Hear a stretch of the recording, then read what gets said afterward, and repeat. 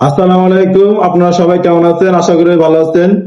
তো আজকে একটি সরকারি হসপিটাল নিয়ে আপনাদের সাথে আলোচনা করব, যেটা আমার সাথে ঘটছে।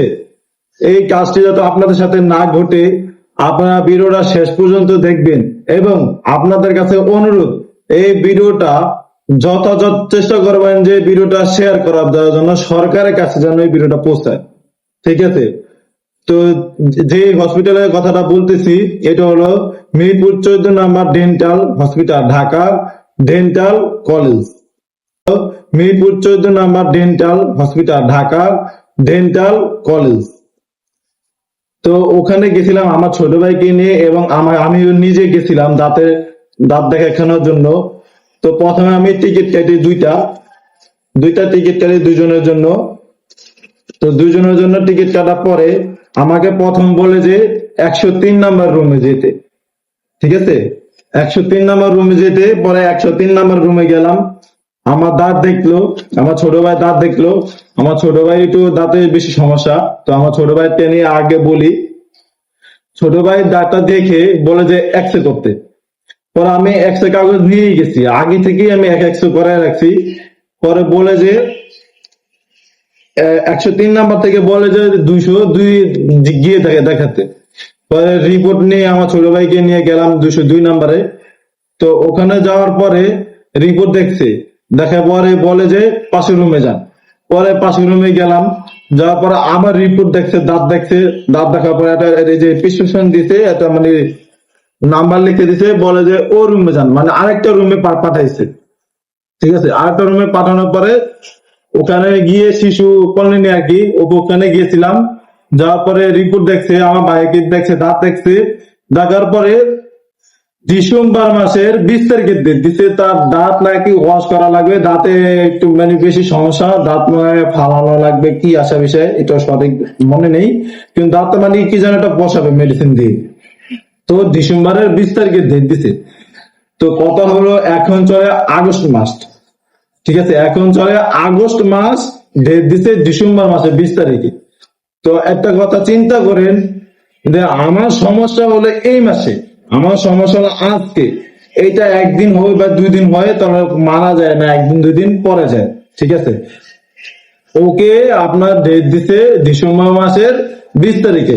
তার মানে কি এর ভিতরে সে মানে ঠিক থাকুক আর খারাপ থাকুক তাতে কোনো যায় আসে না। এইটা হলো সরকারি হসপিটাল। ঠিক আছে, এইগুলো আমার বাইক সাবজেক্ট। এখন আমি আমারটা বলতেছি।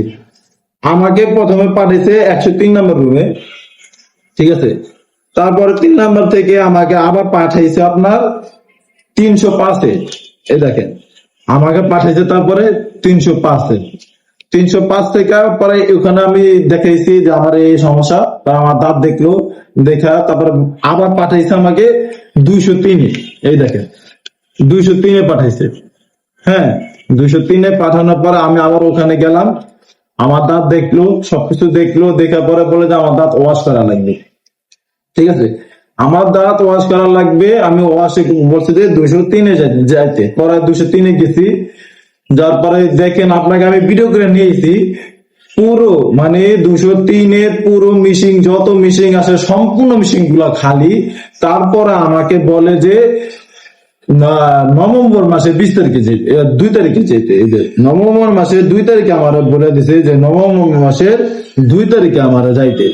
দেখছেন, শুধু দাঁত ওয়াশ করাবো, শুধু দাঁত ওয়াশ করাবে, এতেই আমাকে বলছে যে নভেম্বর মাসের 2 তারিখে যেতে। অথচ পুরো মনে করেন যে এখানে মিশিং আছে কম করে হলো 50 থেকে 60টা।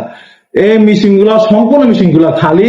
ডাক্তাররা কি করে আমি আপনাকে বলি, আমি ওই জায়গায় ক্যামেরা করতে পারি নাই, কারণ অনেক মানুষ ছিল। আর আমি যেটুকু ভিডিও করছি এইটুকু মধ্যে আমার অনেক বাধা দিছে। অনেক মানুষ বলছে, অনেক ডাক্তার বলছে এখানে ভিডিও করা যাবে না, আমাকে ভিডিও করা বাধা দিছে। মিশিং রুমে যেও বাধা দিছে, ফায়ার সাইডে ভিডিও করা তো ছিল মতো, তারপর আমাকে বাধা দিছে। দেখাইতেছি যে দর্শক কতজন আছে। তো আমি যারা দাঁত দেখছে তাদের রুমে যখন গিয়েছে আমার দাঁত দেখানোর জন্য, তারা কি করে, ডাক্তারেরা ফোন টিপে বসে বসে রুগী দেখার নাম করে ফোন টিপে, রুগী দেখার নাম করে গল্প করে। আমি ওই জায়গায় ভিডিওটা করতে পারি নাই, শুধু ওনারা আমাকে ভিডিও করতে দেয় না, এই জন্য আমি ভিডিও করতে পারি নাই। তো আপনারা বলেন যে এই সরকার, যে আমরা তো কষ্ট করে সরকার যে এনে দিছি এই দিন দেখার জন্য, এই দিন কি দেখার জন্য আমরা সরকারকে এনে দিছি? সরকারি হাসপাতাল দেখে কি হয়েছে? আমার দাঁত ওয়াশ করবে, আমার সম্পূর্ণ মেশিন গুলা দেখছি যে এই যে খালি, তো আমার দাঁতটা ওয়াশ করে দিতে পারতো। এমন তো না যে তাদের এখানে সিরিয়াল আছে, এমন তো না যে তাদের এখানে সিরিয়াল আছে, বা এমন তো না তাদের এখানে ডাক্তার নাই, বা এমন তো না যে তাদেরকে টাকা পয়সা দেওয়া হয় না, এমন তো না যে তাদের এখানে ওষুধ নাই, এমন তো কিছু না। সবকিছু থাকার পরেও কেন সে আমার দাঁত দেখবে না? আমার দাঁতের চিকিৎসা কেন সে টাইম বাড়া দিবে? তার মানে কি তাদের এখানে তাদের কোনো যায় আসে না? আমার ছোট ভাই, আমি এরকম কি এখানে হাজার হাজার লোক আছে, তো এমন কি যে মানে সবাইকে ডেট দিতেছে। তা তাদের মানে কথা ধারণা বোঝা গেল যে দাঁতের অনুযায়ী যদি তারা মারাও যায়, মানে এই জনগণ যদি মারাও যায়, তাদের কোনো যায় আসে না। ঠিক আছে, তো আপনাদের কাছে অনুরোধ করতেছি, আপনারা যারাই আমার ভিডিওটা দেখেন, আপনাদের কাছে অনুরোধ করতেছি এই ভিডিওটা এত পরিমাণ শেয়ার করবেন যাতে এই কথাগুলা মানে সরকারের কাছে যায়।